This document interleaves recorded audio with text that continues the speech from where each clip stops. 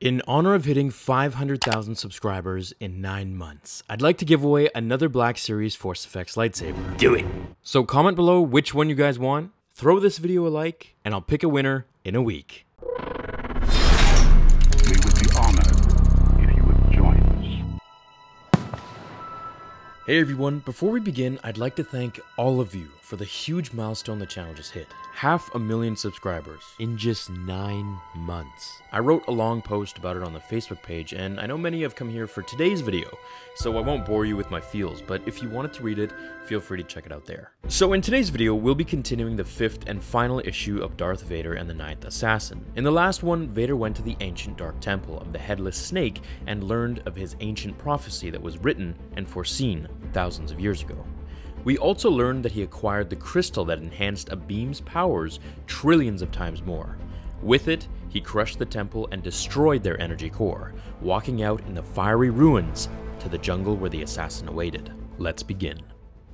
With a massive explosion, the assassin leaps out of view as the monsters of the planet run towards Vader, being separated aside by his powerful force push, while another is knocked out from Vader's force-moved tree to the face, knocking over the tree the assassin was on and dropping him to the floor as the beast is now focused on him instead of Vader.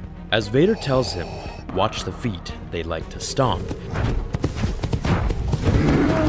Charging at the assassin, he quickly jumps in the air and puts his sword deep in the skull of the beast, ending its rampage in a pool of blood. As the assassin knows he's failed, seeing as Vader has now seen him, he runs towards the other direction in fear when Vader appears before him in a gust of smoke. As Vader ignites his lightsaber, the two engage each other in battle. Now, some might be wondering how a sword is holding up to Vader's blade.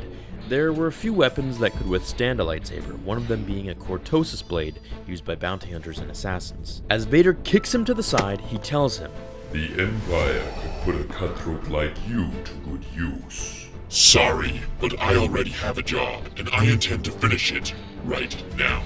When he lunges again at Vader, we get to see the Dark Lord's sense of humor, which is something we haven't seen much of other than in Rogue One. "When you apply for the next job, don't mention that tree incident back there. Could be embarrassing." As the assassin flips behind Vader about to make his final strike, he is paralyzed and suspended in midair as Vader toys with him, telling him it was a good move. Throwing him aside, he tells him he belongs in the employment of the Empire, and he doesn't want to have to kill him. I work for myself. As Vader tells him he only works for the weak, the two continue to spin their blades, Vader merely toying with him. He kicks him to the ground as we see his mask cracked and beaten. He says, "You are but a puppet seeking revenge for those too unfit to deserve it. Another will be sent in my place. A last resort for..." This is where the entire comic takes a turn, and Vader's nerve is finally hit hard. From him joking and making puns, to now being the serious, rageful Vader that we know. Remembering all the injustices served to him from the Jedi Council, and where their actions led him to, with Padme and his life. Now, Vader wasn't playing anymore. Justice. I am justice. As he shoves his lightsaber through the assassin's chest, he boards his ship as the lone survivor and leaves as the moon is engulfed in flames and explosions. Speeding through the galaxy at hyperspace, his ship illuminated by the moon's disintegration to the stars. Wasting no time, he arrives on the mysterious planet that the king originally went to when he hired the assassin, coming across the winged demon who sat atop his throne. We can only imagine his fate after. As Vader returned to the Emperor, he informed him of his dealings, where Palpatine tells him he is most pleased and impressed with his loyalty. The continuity here is cool, as it leads into Rogue One, even though it's a Legends comic now. As the Emperor tells his apprentice, "Grand Moff Tarkin will be most interested in your discovery. Perhaps he will find it useful for his special project." Obviously we know what project he's hinting towards. Vader bows to his master as Palpatine tells him he serves him better than he knows.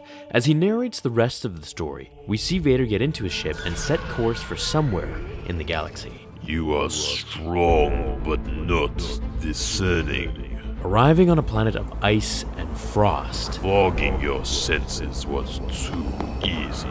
Letting you believe I was in danger was too easy. Leading you to that wretched little moon was too passed my test, Lord Vader. But had you chosen a different path, rest assured I was ready. I now know that you are mine. For as long as I will have you. Yes.